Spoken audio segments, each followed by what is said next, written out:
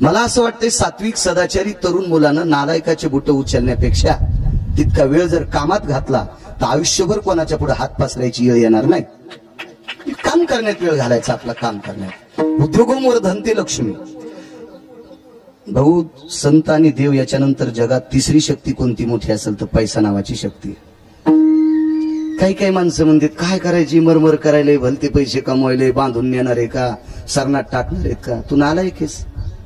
ज्याच्याकडे पैसे नाहीत, हरामखोर रक्ताच्या नात्यातले जवळचे पाहुणे सुद्धा परिस्थिती खराब झाल्यावर पत्रिका देत नाहीत. धनवंता लागी सर्व मान्यता आहे जे पैशाला किंमत. म्हणून पोरायनं काम करणं अत्यंत. अरे वा, या विठाला विठाला विठाला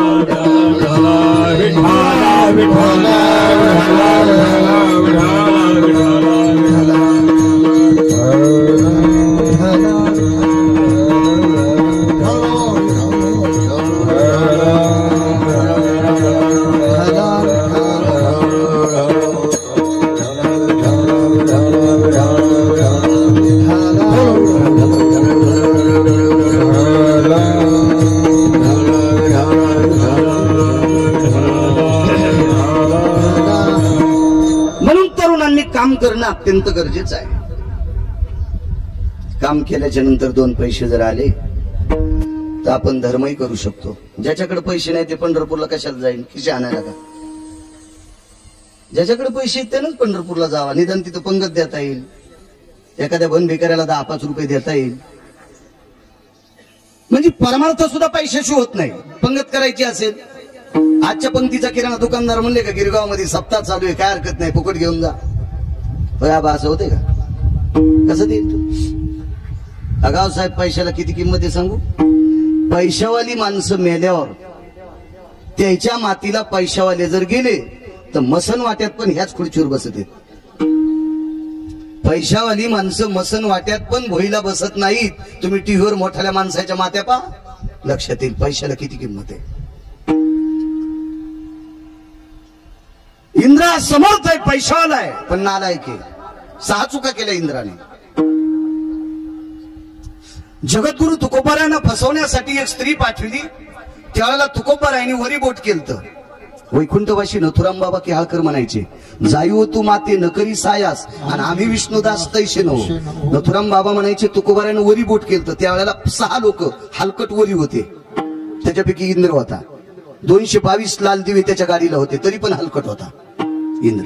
किती हलकट. न्यायशास्त्र ज्या व्यक्तीनं केलं, न्यायशास्त्र ज्या व्यक्तीनं केलं, त्या न्यायशास्त्र करत्यातली 222 सुंदर स्त्रियापैकी एक सुंदर स्त्री त्याची होती. तिचं नाव होतं अहिल्या. तिच्यावर अनुचित प्रकार करणारा 222 लाल दिवे लक्ष्मण ज्याच्या गाडीला आहेत त्यानं हरामखोरपणा केलता. आणि तो सगळ्या देवांचा राजा होता. म्हणून वरी बोट केलं. आणि याची पूजा नकोय, नकोय त्या मूर्ख राजाची पूजा. म्हणून पंढरपुरातल्या मालकाने कृष्ण अवतारामध्ये गोवर्धनाची पूजा केली. जुनाट काही गवळी होते, काही काही परंपरा मोडीत नाहीत ना. है नाही छे इंद्राची पूजा करायची. तुला काय माहिती टोपने, हे काही काही मनानं बजबज करते ना. नाही ही परंपरा कुठून आली. तो काल माळ घातली दात पडल्यावर चावून गेल्यावर. तुला परंपरा तरी माहितीत का. हा सप्ताह सावरगावच्या मुंडे महाराजांनी सुरू केलेला. म्हणजे आता ते नाहीत, म्हणजे ते सुरू केलं त्यावेळेलाच त्यांचं 65 वर्ष वय होतं. त्याच्यानंतर बंद पडला. आणि बंद पडल्यावर नामधारक पौळ बाबांनी पुन्हा सुरू केला. मधात बंद पडला. आपण टाकलं 51-52 वर्ष. काय माहिती तुम्हाला. चला रे चला, चला रे चला, चला टाकीत राहायचं आपलं. पण परमार्थात भूषण दाखवायचंच नाही. परमार्थ झाकायचा असतोय, दातृत्व झाकायचं असतंय, उदारता झाकवायची असती आणि पाप उघड करायचं असतंय. आपण नेमकं परमार्थच उघड करतो, म्हणून वरचा पावत नाही आपल्याला. विठाला विठाला विठाला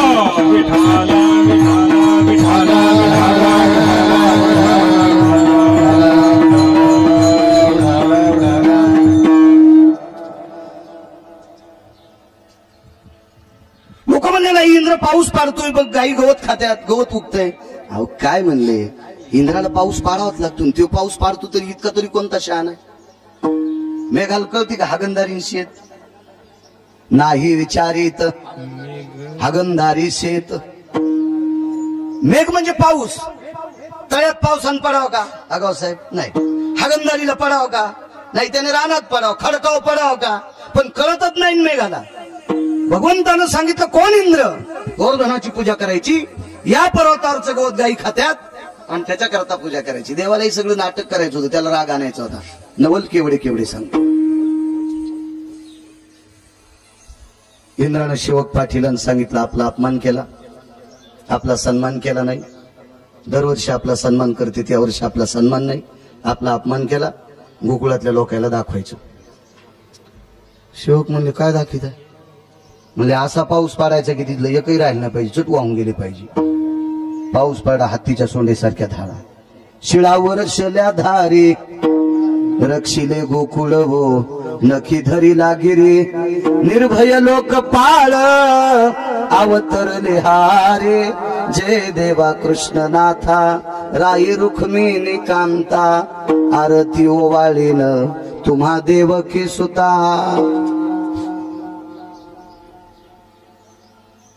मेघ जो कडाडीला कडकड कडकड आवाज आला आणि दगडासारख्या गारा पडल्या, शिळात पडल्या, फार फार फार फार फार फार. गवळी म्हणले कृष्णा सारं पांगलं बापू, आता आपण वाचत नाहीत, काय काळजी करू नका. बतीश नावाच्या विन्मक नावाच्या भुजंगाला आमंत्रित केलं. अशा 37 सर्पांना बोलवलं. त्याच्यातला एकानं सांगितलं एवढ्याचं काम नाही, आम्ही सगळेजण या पर्वताला आळं करतो. आळं केलं आणि एका जागेवर पाणी घेतलं. 14 समुद्र इतकं पाणी. आपली करपरा भरून जर गेली तर काय होतं विचार करा. तर 14 समुद्र एकाच टायमाला वाहत होते. आणि मग भगवंतानं सांगितलं गुरुवर्य महर्षी अगस्ती या, पाण्याची व्यवस्था केली. म्हाताऱ्यानं तोंड लावलं, दगड चूप कर, तोंड लावलं तात्या. 7 दिवस 7 रात्रा पाणी पिलं. 8व्या दिवशी म्हाताऱ्यानं चुटकी वाजली. इंद्राला सांगितलं येडपटपणा करू नको, वर्षभर बी हे तुला भेट नाही. तू उग फुकट कळण शेंडी वळवळ, तू काय लायकी आहे म्हणला. तू वर्षभर जरी पाऊस पडला तर जनपर्वत धरलाय का ते तुला भेट नाही. तू मुकाट्यानं माघार घेऊन पाऊस बंद कर, अगस्तीनं सांगितलं. आणि पाऊस बंद झाला, दृष्टांत संपला. 7व्या अवतारात जीव घातल्यावर पाणी द्यापुरतं नव्हतं आणि देताच आलं नाही. प्रभू रामचंद्राला माहित होतं एका आचमनात समुद्र पेला. लक्ष्मी भेट होती अगस्तीला. एका आचमने माझा पिता जयाने प्राशिला. लक्ष्मी सरस्वतीला म्हणती एका आचमने माझा पिता जयाने प्राशिला, म्हणून मी बहुभीते गया साधू कुळाला. लक्ष्मी सरस्वतीला म्हणती बाई मी महाराज लोकांना लय भेटे, म्हणजे त्यावर त्या साधू लोकांना मी फार भेटे. एका घोटात माझ्या बापाला पिऊन टाकलं होतं म्हणून एवढी अधिकारी महात्मे. महाराज त्या महात्म्याला पाणी देणं प्रभू रामचंद्राला 7व्या अवतारात अडचण होती, देता नाही आलं. अवतार विष्णूचाच आणि तेच रामचंद्र कृष्ण तेच आहे. पण 8व्या अवतारात पाणी पाजलं. 33 कोटी देवाच्या राजाचा अपमान करून पाणी पाजलं. पण एका तिळा इतकं भागवतात चुकीचं लिहिलेलं नाही. म्हणून मालक याला नवल म्हणतात. दुसऱ्या कडव्यात नवल केवडे केवडे, नवल केवडे केवडे, नवल केवडे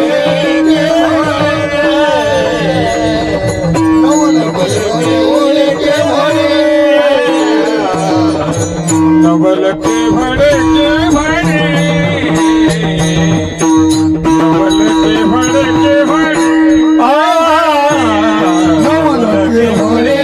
के भड़े, नवल के भड़े के भड़े, नकले कार बाजे कोड़े, नकले कार बाजे कोड़े, नवल के भड़े के भड़े,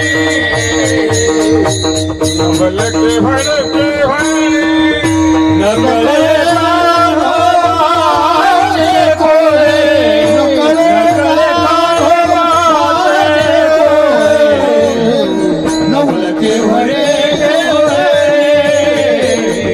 नवल के भड़े के भड़े. म्हणून हे नवल आहे. 8व्या अवतारात प्रत्येक काम जे जे केलंय ते नवलाचंच केलं. तुम्ही कुठलंही काम पहा ते नवलाच.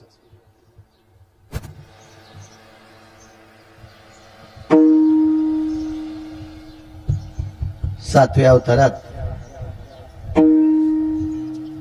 एका चांगल्या माणसानं सांगितलं माझं पोरग मृत्यू पावलं, उठवा ना. चांगल्या माणसाचं पोरग होतं आणि ते मृत्यू पावलं. प्रभू रामचंद्रांना सांगितलं मालक आयुष्यभर तुमचं भजन करतोय, घरावर तुळशीपत्र ठेवलंय, रात्रंदिवस तुमची सेवा करतो, माझा मुलगा गेलाय, उठवा ना. नाही उठिला. ज्या भावाने रात्रंदिवस सेवा केली त्या लक्ष्मणाला शक्ती लागल्याच्या नंतर सगळ्या वानरांनी सांगितलं देवा उठवा ना. नाही उठिता येत रे मला, उठिता येत नाही मला, नाही उठिता येत. लक्ष्मणाला ज्यानं औषधी दिली ते औषध त्या डॉक्टरचं नाव होतं सुषेण नावाचा डॉक्टर. जुन्या काळात त्याला वैद्य म्हणायचे, आता डॉक्टर म्हणते. सुषेण नावाच्या वैद्याने औषधी सांगितली. या औषधी दिल्याच्या नंतर लक्ष्मण उठले आणि तो सुषेण नावाचा डॉक्टर ज्या वेळेला मृत्यू पावला त्यावेळेला सुषेणाची पत्नी प्रभू रामचंद्राच्या पायावर लोटांगण घालते सांगितलं देवा तुमच्या डोळ्यातलं पाणी पुसायचं काम माझ्या नवऱ्याने केलं, नाही तर लक्ष्मण जर वाचले नसते तर प्रभू रामचंद्रानं प्राण सोडला असता. आणि प्रभू रामचंद्र गेले कळालं की भरताने प्राण सोडला असता, भरत गेले कळालं की शत्रुघ्नानं प्राण सोडला असता, राजा दशरथाच्या 4 सुनाई धुवा झाल्या असत्या. कोण म्हणती आगाव साहेब सुषेण डॉक्टरची बायको. लोटांगण घातलं, नवऱ्याचं पार्थिव समुद्राच्या वाळवंटात रचलंय, सती जाणार बाई आहे. पण बाईने विचार केला ज्याच्या डोळ्यातलं पाणी माझ्या मालकानं पुसले अंत्यविधीला आलाय, आपण जाता जाता त्याला भीक मागावा. समुद्रात स्नान केलं आणि ओल्या कपड्यानं वटी पदर पुढे केला. स्त्रीला पदर 2 असते, एक डोकं झाकायचा असतो आणि एक वटी पदर असतो. ते वटी पदर पुढे केला आणि विश्वाच्या मालकाला सांगितलं देवा लक्ष्मीच्या कपाळावरचं कुंकू जिवंत ठेवायचं काम माझ्या नवऱ्याने केलं, शेषाच्या पत्नीच्या कपाळावरचं कुंकू जिवंत ठेवायचं काम माझ्या नवऱ्याने केले. भरत शत्रुघ्नाची म्हणजे सीता, उर्मिला, श्रुतकीर्ती आणि मांडवी ह्या 4 सुना दशरथाला होत्या. राजा दशरथाच्या 4 सुनाच्या कपाळावरचं कुंकू जिवंत ठेवायचं काम माझ्या पतीनं केले. देवा 4चं कुंकू वाचिलं माझ्या नवऱ्यानं, तुम्ही माझं एकटीचं वाचवा ना, उठवा ना माझ्या मालकाला, उठवा ना. देवानं सांगितलं बाई माफ कर, मला नाही उठिता येत, नाही उठिता येत, नाही उठिता येत. इकडं वारकरी संप्रदायात गोडसा पुरावा आहे. तुका म्हणे पतिव्रतांतीची देवावरी सत्ता.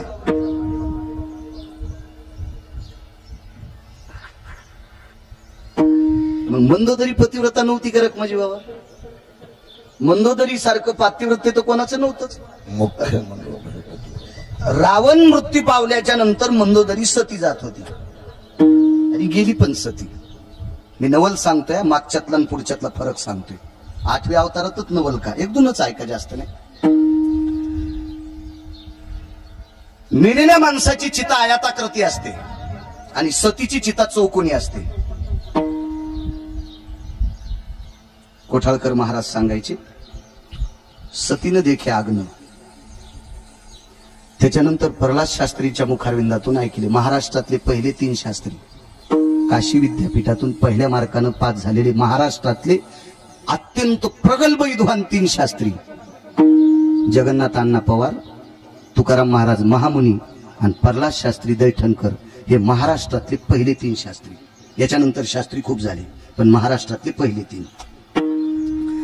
तर प्रल्हाद शास्त्री दैठणकर सांगायचे इति पातिव्रत्य धर्माना अस्तित जाये आंबरास ततेवचम वैशानरम किमज्जाया येती काया बनग्नम वैशानरस ततेवच. काय अग्नीची मायवेली पतिव्रतेचं शरीर पाहायची, म्हणून पतिव्रतेचं आधी शरीर जळतंय आणि मग कपडा जळतो आगाव साहेब, आणि मेलेल्या माणसाचा आधी कपडा जळतो मग शरीर जळतंय. इतकं उलट आहे. रामराव भाऊ यांचं नाव रामराव, तुम्हाला नाही म्हणणार. विठाला विठाला विठाला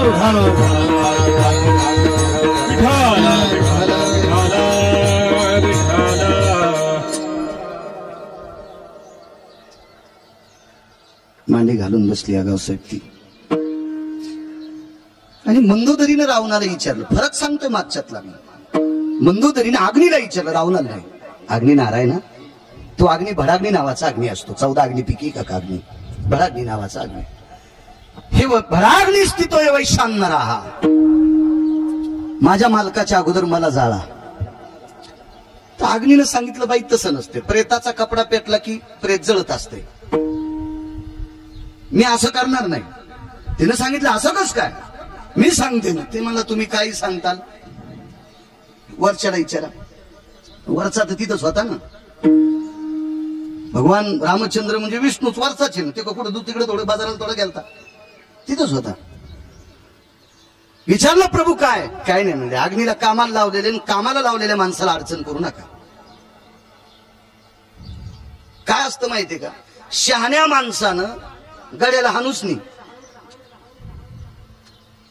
शहाण्या माणसानं गड्याला हाणूच नाही. ज्याचा गडी आहे का त्याच्या मालकाला हाणावं. गड्याला हाणून काय होते, वानर मारलं काय काय काय अर्थ असतो का त्याला. प्रभू रामचंद्रांनी सांगितलं बाई तू अग्नीला दटू नकोस, त्याचा काय तो नोकर आहे, तो कामाला लावलेला माणूस आहे, त्याला कशाला त्रास देत. ठीक आहे म्हणले, अग्नी तुझं काम तू कर, पण माझ्या अगोदर नवऱ्याला जळूच देणार नाही. काय बाई असेल, 6 बायकाच्या वक्षस्थळातून दूध आलं. लेकरू लहान नसताना, लेकरू ताना असल्यावर तर दूध येईल नवल नाही. अण्णा लेकरू लहान नसताना 22.5 वर्षाचं पोरग झाल्यावर पोरग रणात पडलं आणि भाऊ दारात आहे. भाऊ कोण आहे, पंढरपुरातला मालक आहे. भावाला सांगितलं दादा दिवाळी पंचमीला काय देऊ नकोस रे, पोरग मरू देऊ नकोस. सांगता येतं की इतक्या लांबून वक्षस्थळ, डाव्या वक्षस्थळातून दूध आलं, हातावर दूध घेतलं, 22.5 वर्षाचं पोरग, आणि त्या दुधानं लिहिलं काळ्या कागदावर, जगदानंद कंद जगतपती पंढरीश पांडुरंग परमात्मा द्वारकाधीश श्रीकृष्ण परमात्मा कळावे आपली बहीण सुभद्रा. दिवाळी पंचमीला साडी घेऊ नकोस रे, पण एकुलते एक पोरगे मरू देऊ नकोस, कळावे सुभद्रा. पत्र चुरगाळून टाकलं. 22.5 वर्षाचं पोरग झाल्यावर सुभद्रेच्या वक्षस्थळातून दूध आलं. माय महाराज लेकरासाठी आला असेल, नवल नाही, नवऱ्यासाठी वक्षस्थळातून दूध राख माझी बाबा. यमधर्माची प्रार्थना केली. यमनारायणा, यमधर्मा, माझ्या लेकरावर जितकं प्रेम करते त्याच्या 1000 पटीने जर मी माझ्या नवऱ्यावर प्रेम केला असेल तर माझ्या वक्षस्थळातून दूध यावा. आणि वक्षस्थळातून दोन्ही स्तनातून धारा येत होत्या आणि रावणाला लागलेला अग्नी इजत होत्या, इजत होत्या, इजत होता. आता प्रभू रामचंद्राला सांगितलं मी पतिव्रता नाही का, मी पतिव्रता नाही. मग आता इथून पुढे माझे मालक जर जन्माला, तू जिवंत कर, माझ्या मालकाला जिवंत कर. मी लक्ष्मणाला गादी देते, मी भरताला गादी देते, मी शत्रुघ्नाला गादी देते. भगवंतानं सांगितलं आम्हाला घ्यायची नाही विभीषणाला, विभीषण भाऊजीला गादी देते. माझ्या पतीला जिवंत कर, माझ्या नवऱ्याला विभीषणाच्या डोक्यावर छत्री धरायला लावते. भगवान म्हणजे बाई पण मला नाही जिथं करतायत, नाही करतायत म्हणून नवल नाही, म्हणून नवल नाही. आता पुढचं नवल ऐका. एका महाराजाचं पोरग आंघोळीला गेलं, आडमुठ गेलं, आडमुठ होत, समुद्राच्या कडीला बसून सेल्फी घेत होतं. काहून नाही मरायचं, आगाव पण आहे ना. आता लेकर मेलेले ऐकत ना आपल्याला, कुठं इकडे सेल्फ्या घे, चालत्या टेम्पू, लग्नाला निघाला की वरच्या कॅबिनवर बसू तू, झाडाला धरी तू, टेम्पू लग्नात तिथंच लॉम काढल्याला, म्हणजे इतके बावणे ना.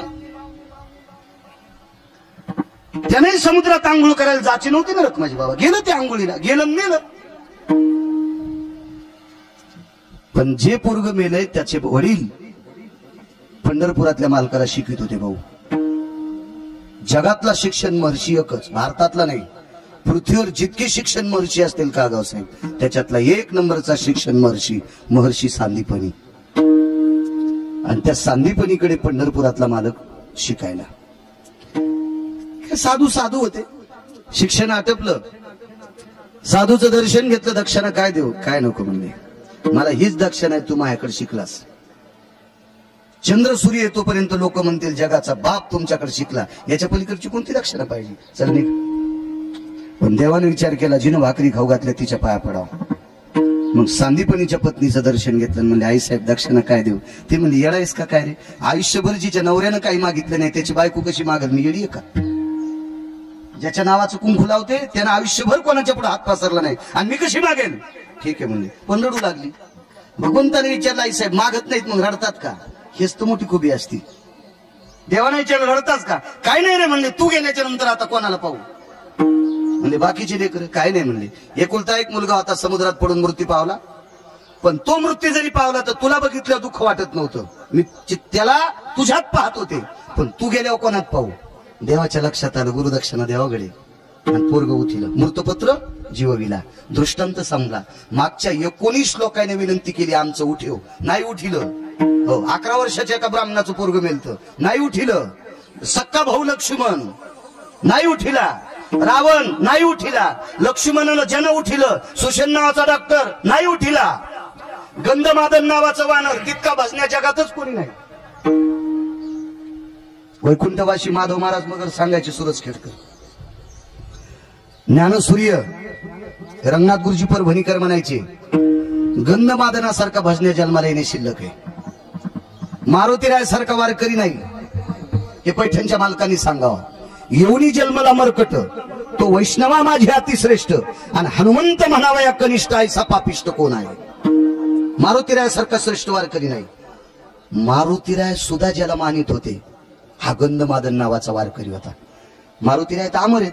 गंधमादन मृत्यू पावल्याच्या नंतर जोपर्यंत मांस वलय का तोपर्यंत मेल्याच्या नंतर त्याच्या रक्ताचे थेंबही रामराम म्हणत होते. रामराम म्हणत होते. साधा वारकरी का.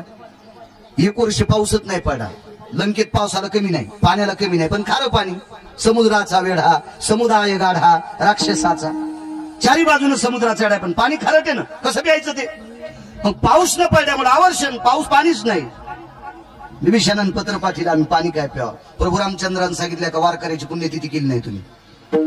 त्या वारकऱ्याचं नाव गंधमादन, आणि पुण्यतिथी केली तो दिवस होता चैत्र महिन्यातली तृतीया, म्हणजे हनुमान जयंती होऊन 3रा दिवस. आजची कोणती तिथी.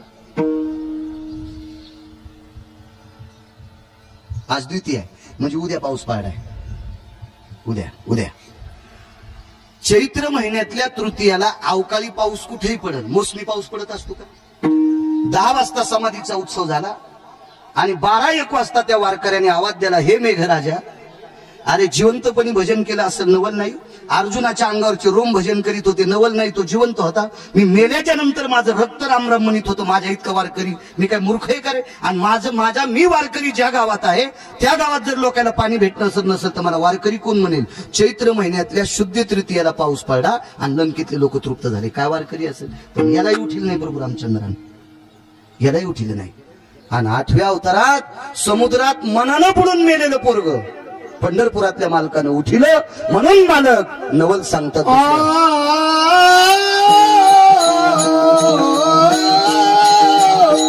नवल केवळे नवल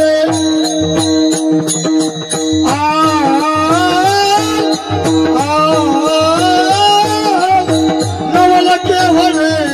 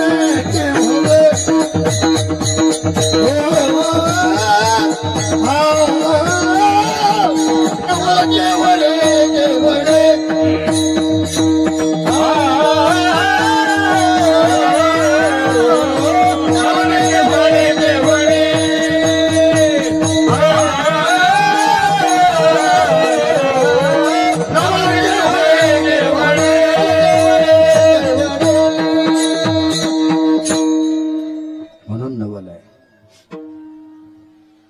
2,500 नवल आहेत द्वापार युगातले. 2,500 नवल. रोज 2 तास कीर्तन केलं तरी 20 वर्ष कीर्तन संपत नाही. 2,500 नवल. माझसारखा येडपट विद्वान किती वर्ष सांगतील विठाला विठाला विठाला.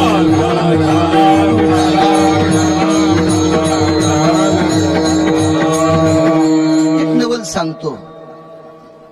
7व्या अवतारात लग्नात नवलच नाही. काही नवल नाही 7व्या अवतारातलं. कारण 7व्या अवतारातलं लग्न भगवान प्रभू रामचंद्राचं जगदंबेच्या कृपेनं झालं. जगदंबेच्या कृपेने. एवढंच नवल सांगतो आणि मग काल्यातला थोडासा प्रसंग सांगून पूर्ण येणार. उन्हाचा दिवस आहे.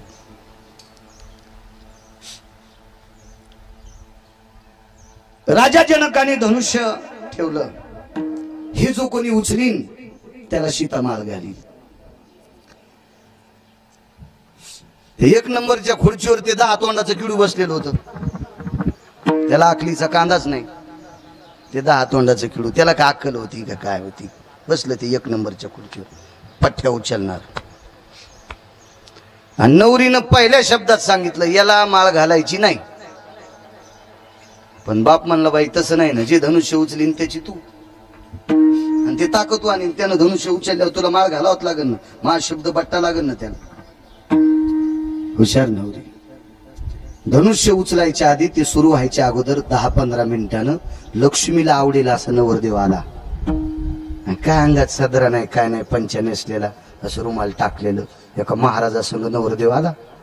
प्रभू रामचंद्र यज्ञाचं संरक्षण करून निघाले. यायला काय पत्रिका नव्हती काय नव्हती, हे बिना पत्रिकेचे. महाराजाला पत्रिका होती. आणि मग महाराजाला पत्रिका असल्यावर सांगच्याला गरज नसती. हो सांग काय काय आहे का नाही.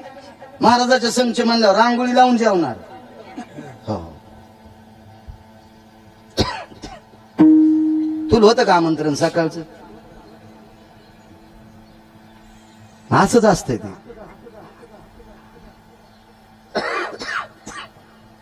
चला म्हणले महाराजा संग. गेल्याबरोबर मग बसायला टाकलं तर सगळ्यात कडीची खुर्ची भेटली. कडीची. आणि मोठे लोक कधी बी साध्याच जागेवर बसते. वढेसले येड्यावानी करते. वढ्याला पाणी आल्यावर इतके वाजत की जसे समुद्राची चुलतेच इथं. आणि पाऊस बंद झाल्यावर छापी भिजवायला पाणी राहत नाही.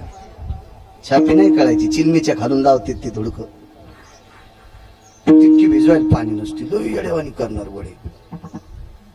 एक खैरीचे माऊली बसलेले, त्याच्या पाहुण्याची ते गेलो मागच्या 15वाड्यात. फकरू महाराज होते ना ते खैरीचे माऊली.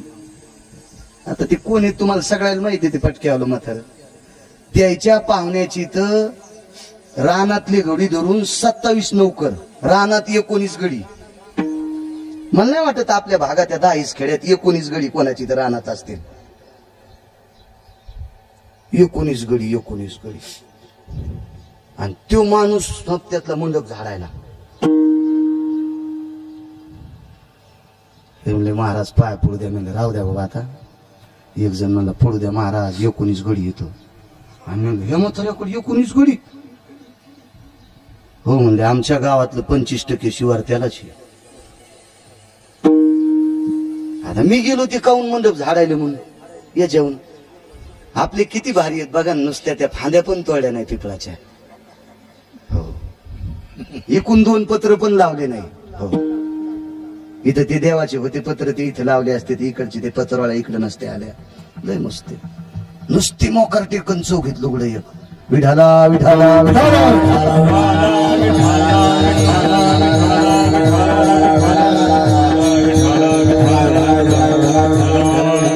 पुन्हा ते म्हणायचे तू काल काऊन नव्हता आला. आम्ही इतकं केलं मग तितकं तोडायला आणि पत्र लावायला तो याच असतच ना. ते असे म्हणायचे पुन्हा विठाला विठाला विठाला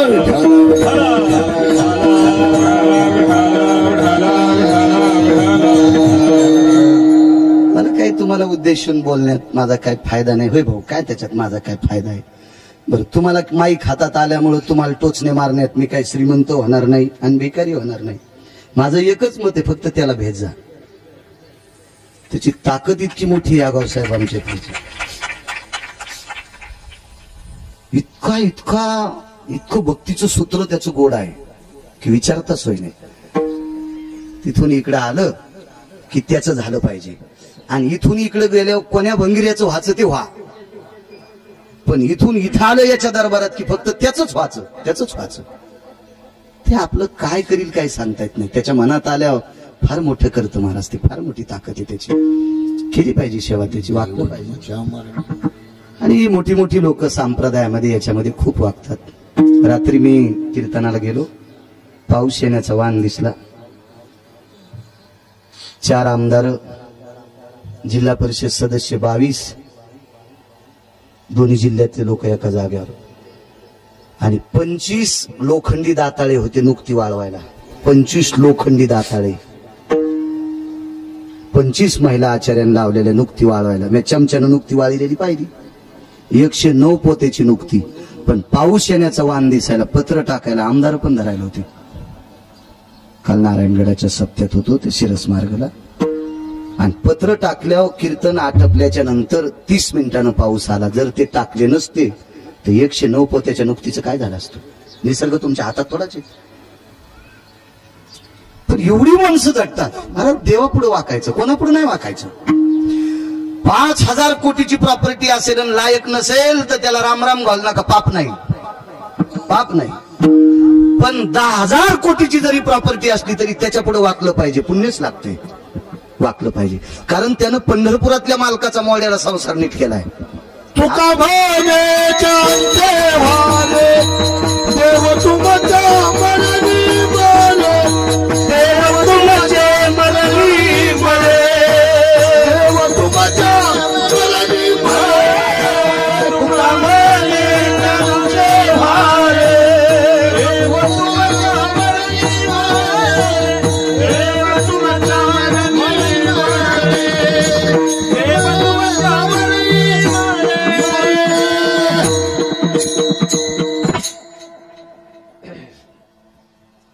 आपण त्याचं झालं की मग ते मरणी मरते. वाट कृपेची करी तू,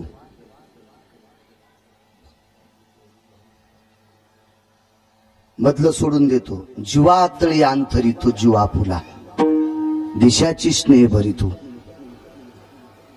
आणि अंगाखाली खडी ऋतू नाही म्हण त्याचा जीवातळी तू वरी झोपा म्हणतो. इतकं कृपाळू येतो, इतकं कृपाळू आहे.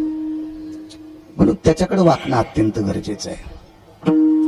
काय होतं माहितीये का, या लोकांचा चाकर व्हा. हलकटाचा चाकर झाला की मार खावा लागतोय. निचाचे चाकर, निचाचे चाकर, निचाचे चाकर, निचाचे चाकर, चुकलिया खाती मारो, चुकलिया खाती मारो,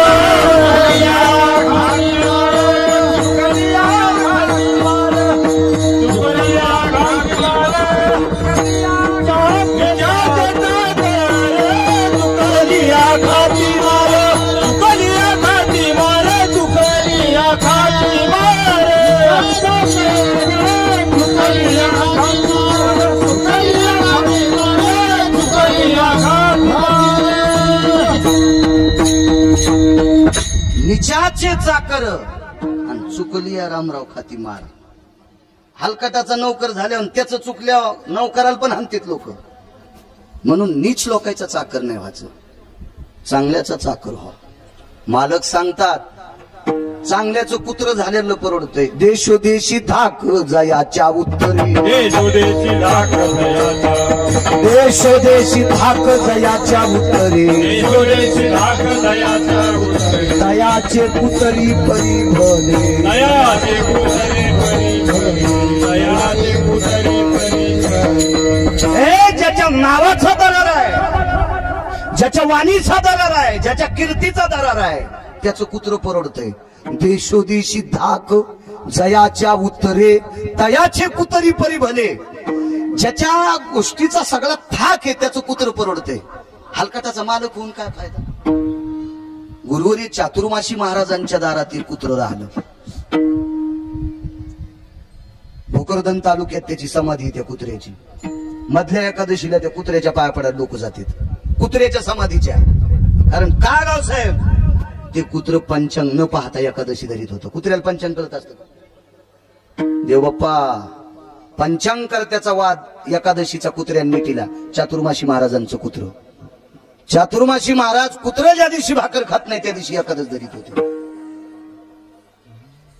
मग हलकटायच्या पाया पडण्यापेक्षा एकादशीला त्या कुत्र्याच्या पाया पडायला जावा. देशोदेशी धाक जयाच्या उत्तरी. ठाकूरबुवाचे घोडे एकादशी धरायचे.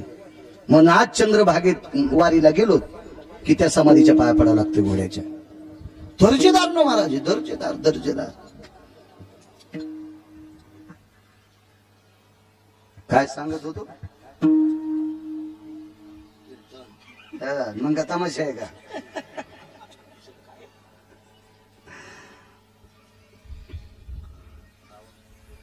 हा, एक नंबरच्या खुर्चीला रावण आहे आणि शेवटच्या खुर्चीवर देव आहे. पण ही विरोधाभास किती. सीतेनं सांगितलं शेवटच्या खुर्चीवरल्याला माळ घालीन. रूपच तसं होतं. अगणित लावण्य तेज पुंजाळती, रत्नकिळ फाकती प्रभा, कानडावो विठ्ठलू कर्नाटकू, तेने मज लावी येला येधू, रूप सावळे सुकुमार, कानी कुंडल मकराकार. काय महाराज रूपाची ताकद. पाहिली या वेध लावी, बैशे जीवी जडोनी. राजा सकुमार मदनाचा पुतळा रवी शशी कळा लोकनिया. वा, राजस सुकुमार मदनाचा पुतळा रवी शशी कळा लोपलिया.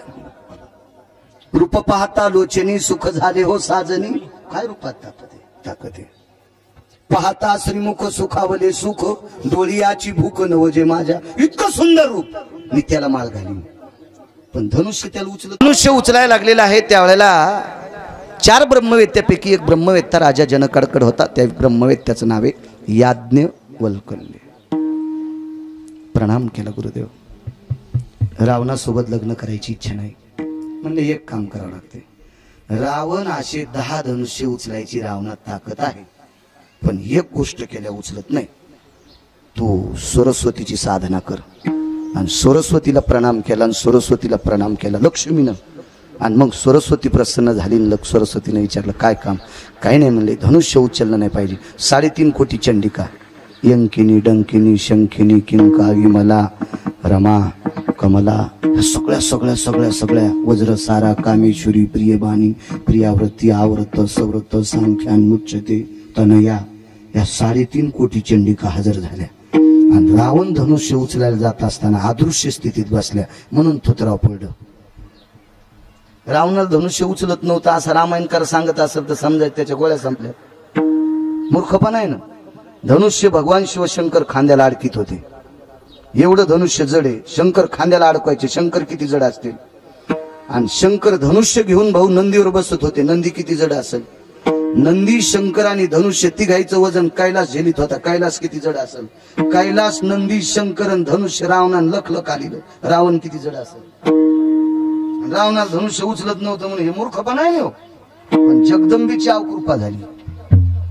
आणि राव मग बाकीचे सगळे राजे म्हणले आम्ही येतो. तर जनक म्हणला धनुष्य उचला. नाही म्हणले आम्ही सोयीवर पाहायला आलतो. रावणाची फजिती झाल्यावर सगळ्याचेच कष्ट सुटले ना. ते म्हणले नाही आपण लग्न पाहायला आलतो. आपण काय आपण सोय केली कशा आमचं पहिलं झालेलं. असे चालू होते काय काय आलेले राजे निघून गेले. पण ते म्हणले नका निदान पाहायला आले तर थांबा. आणि मग रामचंद्र उभे उचलतो म्हणले. महाराज रामचंद्राला धनुष्य उचलत नाही असं कोण म्हणेल. तो जगाचा बाप आहे. पण सीतेचं अंतकरण तुटलं रखमाजी बाबा. कोमल आहे, राजस आहे, राजकुमार आहे. धनुष्य इतकं जड आगाव साहेब. हाताला किती रुतल. पुन्हा याज्ञवल्क्याचं दर्शन. म्हणले गुरुदेव मालकाच्या हाताला त्रास होईल. सोपं काम आहे म्हणले. जगदंबेच्या अवकृपेनं रावण पालथा पडला आणि जगदंबेच्या कृपेने धनुष्य आपण त्या मोडन. पण म्हणणं तू तिला पुषे त्याचे कधी न नाशे विचारलं पाहिजे ना. लय लोकायला दुसऱ्याला पुसण्यातच गोगो आहे तू. मी कस काय विचारणार. तुला काय कळतं सुमळ्या. विचारावं लागेल ना तुला. विचारावं लागेल. पुषे त्याचे कधी न नाशे. बाप मेला आणि पोराच्या हातात कारभार आला. आणि मग ते म्हणलं आपल्याला भाऊ सगळं नवा कारभार करायचा. बैल नव्हे, आवत नव्हे, यज्ञ नव्हे, सगळं नवच करायचं. मग बैल नवे आणले. बरं ठीक आहे. पैशाचा जोर होता आणले. आवत नवे आणले. येठण आणलं 2 ट्रॅक्टरच्या टाल्या. पारापशी आऊत झुपल्या बैल रानात आणि आऊत इथंच होत. तर तिकून एक जण सांगायला आला तुमचे बैल रानात. येडपटेस का काय म्हणला. आऊत घेऊन आलो. आणि ते म्हणले बैल रानात आऊत का. अरे म्हणला कारभार दांडगा आहे. येठणच इतकं लांब लावलंय. अशा 5 टाईल शेती करता येत असती. तो बैल रानात इतकं येठण लांब. त्याच्यामुळे विचारणं सुमळ्या येठण किती असावं, येठणाला तुकडे किती असावा, बंध लाईत नसते, शास्त्र येठणाला गाठ मारित नसते, चार देत असते. असं काही पुशे त्याचे कधी न नाशे. 2-4 सुना, 5वी आली शहाणी, उचकाणी होती जरा. आणि उचकाण्या नवऱ्याला परवडत नाहीत, सासू सासऱ्याला परवडत नाहीत, शेजाऱ्याला पण परवडत नाहीत उचकाण्या. वैकुंठवासी बापूसाहेब मालक म्हणायचे, आयंदळ घोडीशे पायंदळ भला, आयंदळ घोडीशे पायंदळ भला ना अवकुशळ बायकुश रानका भला. हो, तर देहूतले मालक याच्या पलीकडे सांगतात, कर्कशे संगती दुःख उदंड फजिती. हो, उचकाणी आली ती म्हणली, आता पहिल्या बिचाऱ्या होते तसे काय. हे आल्याबरोबर आता सासून सांगितलं, बाई आता लग्नातलं गोडधड खाल्लं, पिठलं भाकरी करा. मग विचारावून मोठ्या जावाला पिठल्याला आधन किती टाकू. आंघोळीच्या भोगुण्यात पिठलं केलं. सासू म्हणली, आता पहाट अंगाला लावून येणंच आंघोळी करू. विचारावा जगभर टाकू का, गुंडीभर टाकू का, कळशीभर टाकू. आंघोळ्याच्या भोगुण्यात पिठलं केलं. हो, तू जवळची ढेले इकायला लावशील म्हणले असे पिठले केल्यावर. विचारायला काय होते, पुशे त्याचे कधी न नाशे. माणसाने विचारलं पाहिजे, लहानपण नाही घेत. त्याच्यात काय लहानपण आहे, विचारायचं आपण कोणाला पण. सरस्वतीने सांगितलं, सांदीपनीनं सांगितलं, सीते पुस जगदंबेला पुस. आणि मग जगदंबेला सांगितलं आता काय करायचं. काही नाही म्हणे, रामाला म्हण फक्त धनुष्य उचलायचं नाटक करा. देव नुसतं वाकले, लोकायला वाटलं हे धनुष्य उचलायला. धनुष्यनं जगदंबेनंच उचललं. 1 पैशाचा त्रास प्रभू रामचंद्राला नाही. मोठं ट्रॅक्टर आवडीतानं इकून 6 आणि तिकून 6 माणसं असतील, 16. पण काही इतके गुलाबी चालू असते, ते 16ला हात लाईत नाहीत, नुसतं करतात हा, आवाज दांडगा करणार. पण 16ला हातच नाही. आणि जे ओरिजिनल वडत का त्याचा आवाज कसा, मग ते ओरिजिनल वडायला ना ते.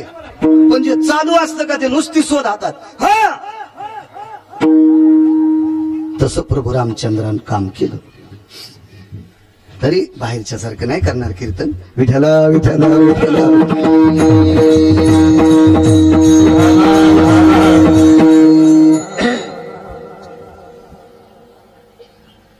ते धनुष्य मोडलं आणि सीता प्राप्त झाली. काय नवल पुराण जर खरं पाहिलं तर नवल काय, काहीच केलं नाही ना, काहीच केलं नाही. आता बघा पुढच्या अवतारात नवल. 16,108 नवऱ्याचा मंडप किती मोठा द्याला असं लागाव साहेब, किती मोठा मंडप. आता 16,108 नवऱ्या म्हणजे प्रत्येक नवरीचे वडील, तिचे चुलते भाऊ, सगळे गोचे मामे काके, इष्ट मित्र सज्जन थके सोयरे धायरे सगळे आले. पण लक्ष्मीचे वडीलच याचे राहिले. लक्ष्मीचे वडील कोण, समुद्र. आणि लग्नाच्या आधी 20-25 मिनिटानं लक्ष्मीनं सांगितलं, प्रभू माझे बाबा लग्नाला बोलन. भगवान म्हणले जाऊ दे ना. असं कसं म्हणले, माझे वडील आहेत ना. नसते तर काय नाही, पण माझे वडील माझ्या लग्नाला असं बोलवा. लगेच पत्रिका लिहिली सुवर्ण अक्षरात. बरं, हौसानं लिहिली 7 समुद्राला. देव हौसानं 7 समुद्राला लिहिली. आणि 7 समुद्र लग्नाला आले. कुठे बसवायचे मंडपात, कुठे बसवायचे. आणि लग्नाला आमंत्रण दिलेली माणसं भाऊ बोईला बसतील का. संध्याकाळचा ठिकाणा नसला तरी माग बसत नाही, कॅबिन मध्ये जागा मागतोय. आता तरी काळ संपला. पहिलं लय अवघड, तांब्यात विस्तू टाकून इस्त्री करणार. हो, ते पोराचा बाप मेला खऱ्यावर हाक मारू मारू तरी हो नाही येणार. आणि टेम्पो जर निघून गेला तर मग आम्हाला सांगितलंच कशाला होतं. आमच्या इथं का लेकर बाळा नाहीत का, आमच्या इथे लग्न होणार नाहीत का. इतकी सामान्याची तर समुद्र साधे असतील का. भगवंतानं सांगितलं लक्ष्मी समुद्राला म्हणून बाहेर थांबा. नाही म्हणजे बाहेर थांबणार नाही. त्या मध्ये बोलवा. तुमच्यात जर ताकद नव्हती तर तुम्ही आमंत्रित कशाला केले. तर देव होता. अंगावरचा एकच रोम काढा, एक रोम अंगावरला काढा. आणि त्या रोमाचा खड्डा किती पडला असेल. त्या एका खड्ड्यात 7 समुद्र बसले. नवल केवडे केवडे नकळे कानोबाचे कोडे विढोबार कुमार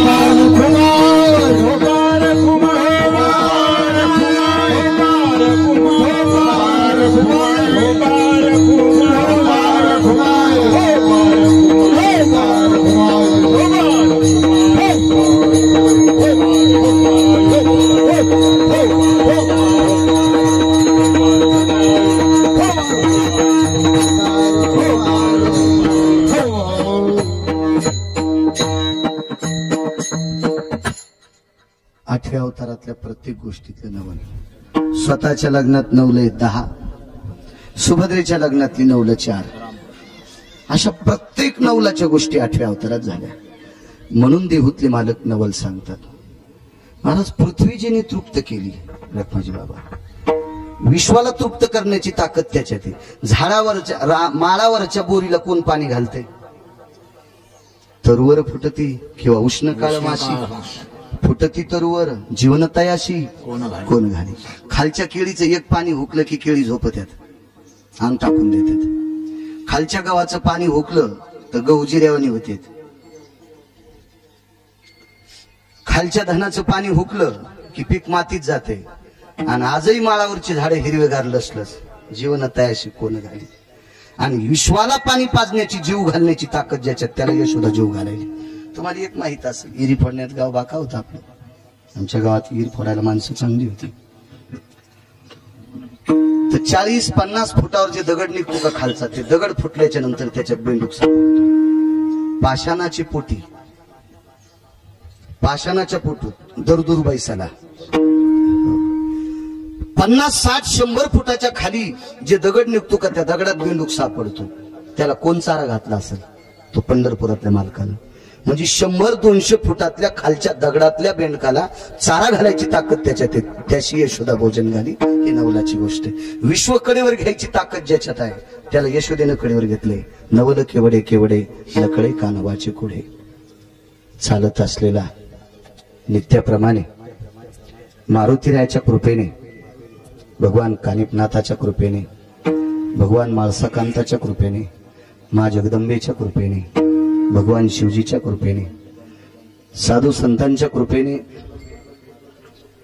या मारुतीरायाच्या वास्तूच्या बाबतीत सद्गुरू महंत खटकेश्वर बाबांची सुद्धा फार मोठी कृपा होती. या मारुतीरायावर सावली त्यांच्या कृपेने झालती. त्याही सद्गुरू साधूच्या चरणी प्रणाम करतो. या परमपावन मारुतीरायाच्या दरबारात माझ्या लहानपणी सगळ्यात जास्त जर भजन कोणी केलं असेल तर संत सुरदास महाराजांनी केलं. फार मोठी अधिकार शक्ती. मी 23.5 वर्ष झालं भाऊ त्या महात्म्याचा फोटो डायरीत घेऊन फिरतो.